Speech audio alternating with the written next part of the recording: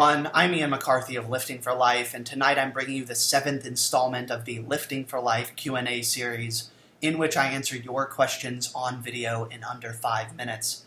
And tonight's question is, how can you use your time more efficiently? And I recognize that this is similar to a question that was asked in a previous episode, but I think you'll find that my answer will be very different, and thus I'm comfortable answering it. I have a number of thoughts in response to this, and I'll offer them a little bit out of order because I think the first is so important. And that is that you want to identify and remove from your life the things that you do that you aren't obligated to do and which don't make you happy. And I think these can fall into two categories. The first is, frankly, the dumb shit you do, which you don't enjoy. You're not obligated to do it, but you do it anyway. And I think all of us do this to some extent. Think of the Facebook scrolling, you're reading stuff you don't even like. It exclusively makes you angry, but you do this every day, maybe just for 30 seconds, but you do it. This is stuff that you want to get rid of. Additionally, imagine the stuff that you enjoy, but which doesn't make you happy. And let's recognize that distinction. Something can be fun and not make you happy, or even actively make you unhappy. Imagine compulsively watching television on Netflix. Probably not on a television because no one ever turns those on anymore. I think this is a really good example of something that folks often enjoy in the moment, but the total or eventual or ultimate result is that it doesn't make them happy, or it even makes them unhappy because they feel unproductive and lazy and so on. So if that's the case for you, that would once again be an example of something you simply want to cut out. And I think intuitively everyone knows what this stuff is. It's about committing, first of all, identifying on a rational level, okay, this is bad, I shouldn't do this, but then committing emotionally to cutting it out. Not just, moderating it, but really getting rid of it. My second thought is more traditional, straightforward answer of look at what's left and prioritize it.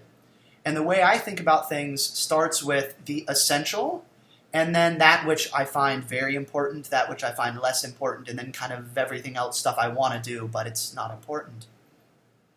In my mind, the essential is basic self-care, and that which counts as basic self-care is going to depend on the individual. So for me, that means 8 hours of sleep, meditating every day, eating properly every day, supplementing properly every day, doing cardio every day, etc. Apparently, I'm just very high maintenance. And again, you need to figure out for yourself what that means. And then you want to move down the hierarchy and look at that which isn't essential. You don't need to do it every single day, but it's still very important. And then that which is important but less important, etc. And once again, this is something that you can't just acknowledge or understand on a rational level and then not act on, because that doesn't do anything. Like in practice, that doesn't do anything. That doesn't benefit you.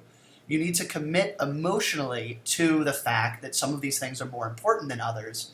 And when it comes down to it, there are going to be situations in which you're going to have to deliberately drop something you want to do so as to be able to do something else which is more important. You have to be able to deliberately say, I want to do this, maybe it is even important to me, but I have to drop it so that I can get to something else which is more important.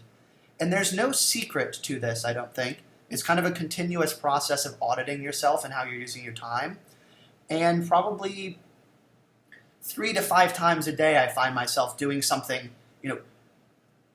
in practice prioritizing something which I know to be less important, and it really just comes down to catching yourself and in the moment reprioritizing or acting in a way which is in accordance with the priorities, which again you're able to recognize on a rational level.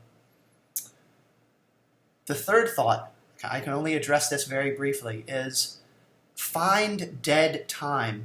The time that you don't think is there but is. The 5 minutes here and there that you're not really using productively, and simply use it productively. That accumulates in a way that's really hard to overstate.